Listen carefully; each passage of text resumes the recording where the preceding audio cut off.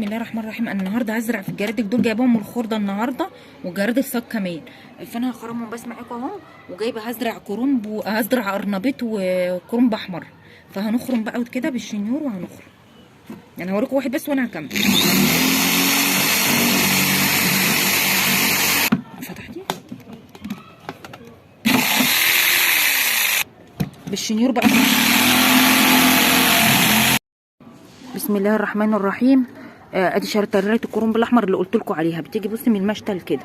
هناخد بقى واحده واحده ونحطها في الجردل زي ما وريتكم كده. بس انا معلش عشان بايد واحده فهوقف التليفون اما اخلص حاططانها بس في التربه بتاعتها. بسم الله الرحمن الرحيم. ما شاء الله، اللهم صل على النبي. شفتوا بقى شتلات الكرنب الاحمر اللي كنا جايبينها؟ كانت صغيره قوي وما شاء الله كبرت ومنظرها جميل ازاي. منظرها تحفه تحفه والله. ربنا يحسن ختام الحاجه يا رب يا رب.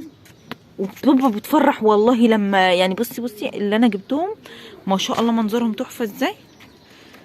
ما شاء الله جميل. وهوريكم برضو ما شاء كرنب مره تانية برضو، كل ما يكبر مرحله هوريهولكم.